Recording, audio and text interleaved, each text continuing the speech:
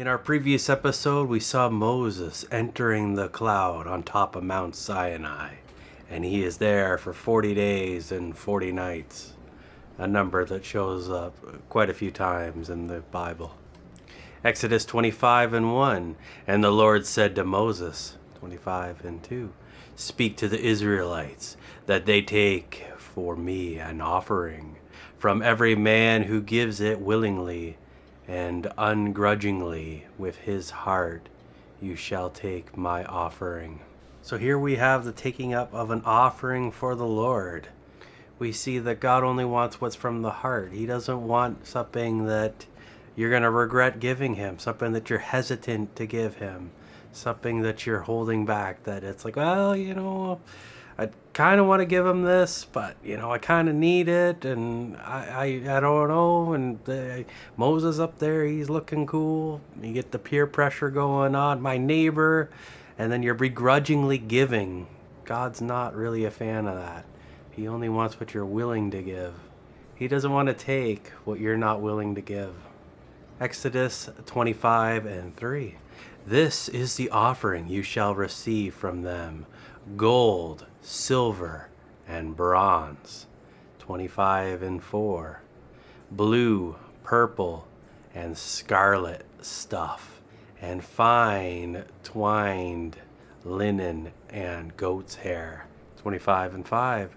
Ram's skins tanned red, goat skins, dolphin or porpoise skins, acacia wood. 25 and 6. Oil for the light, spices for anointing oil, and sweet incense. 25 and 7. Onyx stones and stones for setting in the ephod and in the breastplate. So we have all kinds of things being collected here. First, we start out with the precious metals, gold, silver, and bronze. Then we move on to these threads of different colors and goat's hair, which would kind of be like a thread, right? And then we have the skins of these different animals, and then this wood and some spices and oils, some gems. We got a whole range of things going on here. Exodus 25 and 8. Let them make me a sanctuary, that I may dwell among them. God seems to be very social and is trying to interact with the Israelites. So he wants a place to dwell so that he can be in their midst, to be around them, to provide guidance, wisdom, and leadership. He wants to be their God and for them to be his people. And for that to happen, he needs to be able to direct them and be around them. So we're going to have the creation of this sanctuary, this place where God can dwell and be in and around his people. Exodus 25 and 10. They shall make an ark of acacia wood, 2.5 cubits long and 2.5 cubits wide, and 1.5 cubits high. So a cubit is measured from the elbow to the middle fingertip. It's about 18 inches, 46 centimeters. So 131 by 79 by 79 centimeters, or 52 inches by 31 by 31 inches, according to Wikipedia. Exodus 25 and 11. You shall overlay the ark with pure gold inside and out, and make a gold crown, a rim or border around its top. 25 and 12. You shall cast 4 gold rings and attach them to the 4 lower corners of it, 2 rings on either side. So they're crafting a box out of this wood. Now I don't know if they made this all out of one piece, like cut off a section or whatever and then carved out the center of it to make this room, or if they had different boards and then either fastened it together with nails or glue or even joinery. It would be interesting to know how the construction was actually made in a little bit more detail. But so we got this rectangular box, and they got to cover it inside and outside with gold. I don't know if this was like a gold leaf or it was more of like an inlay that would have been a little bit thicker. The cool thing with gold is it doesn't like oxidize or rust or deteriorate. So even after like thousands of years, this thing would still be intact, and it would probably be protective to the wood that is inside of it as well. And we have this extra gold on the top to make this rim, and I wonder if that's to make the lid kind of seal a little bit better. But it is a very interesting construction. We have these rings on the side that are going to be used for the carrying and moving of it. Exodus 25 and 13. You shall make poles of acacia wood and overlay them with gold. 25 and 14. And put the poles through the rings on the side of the ark by which to carry it. So they have poles that they put through the holes to carry it, and everything is covered in gold. Exodus 25 and 15. The poles shall remain in the rings of the ark, they shall not be removed from it, that the ark be not touched. So the poles are going to be used for moving it around, and they don't remove the poles. The poles stay in there at all times. It keeps people a safe distance from the ark. You don't touch the ark. You only move it by the poles. Exodus 25 and 16. And you shall put inside the ark the testimony, the 10 commandments which I gave you. So Moses on Mount Sinai in the last chapter, he was up there for actually quite a long period of time, and he got the tablets from God. God made the tablets in the previous chapter. Exodus 25 and 17. And you shall make a mercy seat, a covering of pure gold, 2 cubits and a half long, and a cubit and a half wide. So this is going to be the lid. We have the box being made before, and this is the lid that is going to go on the box. Of course, it's got a much cooler name than lid. It is the mercy seat. Exodus 25 and 19. Make 1 cherub on each end. Make the cherubim of 1 piece, with each the mercy seat on the 2 ends of it. So a cherub is a type of angel, and cherubim is a plural, so that you got multiple angels of the form of a cherub, whatever the ranking of a cherub is.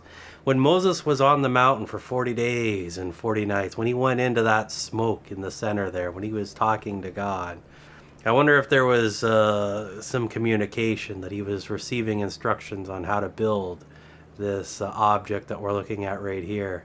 And I wonder if he would have had to have seen an angel with his eyes to be able to describe it to the sculptors so that they would be able to sculpt that which God desires. For it would be very hard to sculpt something only by the name of it without knowing really what it looks like. So I think Moses would have had to have some sort of experience that way to be able to make this angel type thing on the lid here, the mercy seat. Exodus 25 and 20. And the cherubim shall spread out their wings above, covering the mercy seat with their wings, facing each other and looking down towards the mercy seat. So we have the 2 angels, 1 on each side of the mercy seat on the lid. They're facing each other, and their wings are coming together, and they're looking down towards the center. And it talks about before that the whole thing, that they're completely connected. They're built right into the gold there. So a very solid construction. I'm interested in how the mercy seat was originally made. I know gold is a relatively easy material to work with. So were they able to like kind of cast kind of that rectangular shape that would make it fit on top, and then kind of solder these angels on there? Or did they have to cast an even bigger piece of gold and then sculpt away down to a lower level and then sculpt away the cherub out of it to make it all out of one piece? However the construction was done there, I'm sure it was quite interesting and fascinating how it was originally made. Also, being made out of solid gold, that's gotta be one heavy lid. The mercy seat would have been very heavy. Gold is very heavy. Exodus 25 and 21. You shall put the mercy seat on top of the ark, and in the ark you shall put the testimony, the 10 commandments that I will give you. That line there really does make it sound like this is the conversation going on inside the cloud or whatever on Mount Sinai. That he hasn't got the tablets yet, and he's receiving the instructions on how to make this ark to hold the covenant, the 10 commandments. Exodus 25 and 22. There I will meet with you, and from above the mercy seat, from between the 2 cherubim that are upon the ark of the testimony, I will speak intimately with you of all which I will give you in commandment to the Israelites. The Ark of the Covenant seems like a much more convenient method of communication than climbing to Mount Sinai and going through all these events to communicate with the Lord. So we're going to have the Ark of the Covenant. Inside the Ark of the Covenant is going to be the 10 Commandments. And then we're going to have the mercy seat, the lid on top of the Ark of the Covenant with the cherubim on it. And God's voice is going to come from above and between the 2 cherubim, right? Centralized to that location. So it's a much more convenient way for them to communicate. It's not that the ark itself is communicating. It's just kind of, I don't know if it's almost acting like an antenna or like a walkie-talkie to communicate with the Lord in a way that's more convenient than some of these other methods that we see in the past. It occurs to me at this juncture in time that the term walkie-talkie is a legacy term of the old era, and that we don't really use that term anymore. What we do now is we have text messaging and instant messaging, SMS, and then various apps that provide this texting service. But we're looking for something that's beyond text messaging. So this would be a form of voice chat, a call chat. I don't know. It's hard to name a word that would have the same colloquialist meaning due to the lack of voice chat being in its prevalence nowadays. This gives God a sense of locality. To the Israelites, they've been wandering around, they've been following Moses, but now they have an actual definite place where God is and where God's dwelling and where he can be interacted with. This also serves as a place of validation, that if God communicates a message through the Ark of the Covenant, that they know that it's from God. It's not like a dream where it's like, well, maybe you ate something funny before you went to bed and you had a bit of a nightmare or some sort of circumstance that way, that this would provide validation for being a prophet or being a message from God. There's a lot of really cool, neat aspects to this, and the whole situation with the Ark of the Covenant is pretty cool. Exodus 25 and 23. Also make a table of acacia wood, 2 cubits long, 1 cubit wide, and 1.5 cubits high for the showbread. 25 and 24. You shall overlay it with pure gold, and make a crown, a rim, or molding of gold around the top of it. 25, and make a frame of a hand's breadth around and below the top of it, and put around it a gold molding as a border. 26, you shall make for it 4 rings of gold, and fasten them at the 4 corners that are on the table's 4 legs.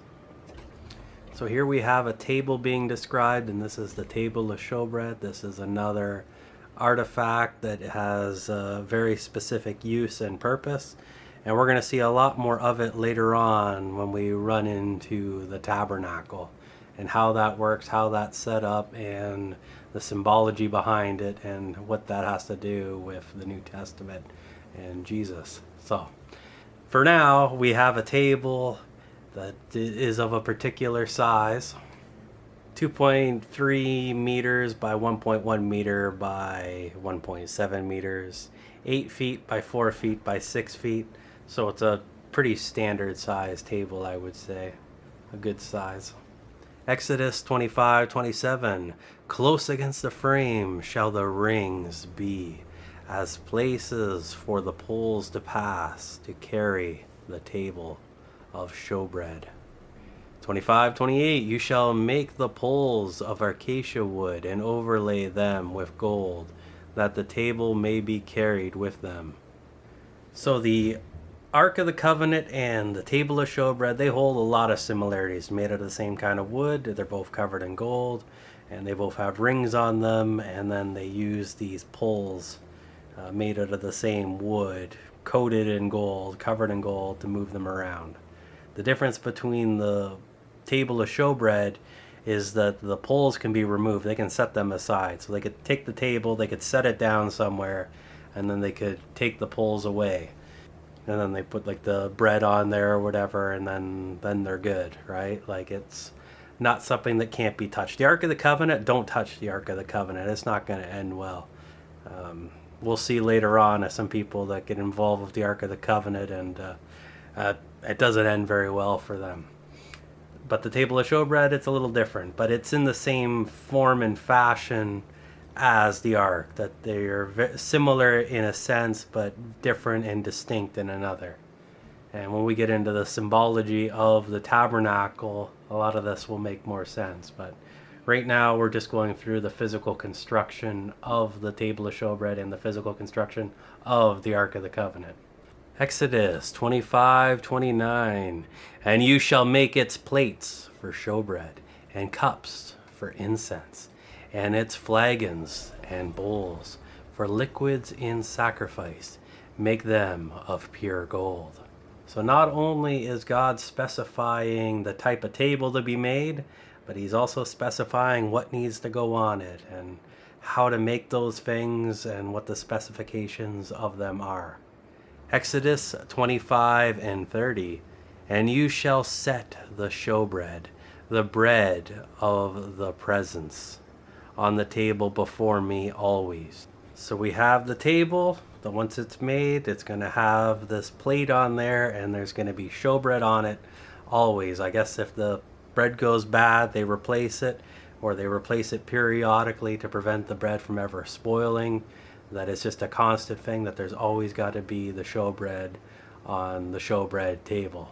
Makes sense. Exodus 25:31. You shall make a lampstand of pure gold, of beaten and turned work shall the lampstand be made.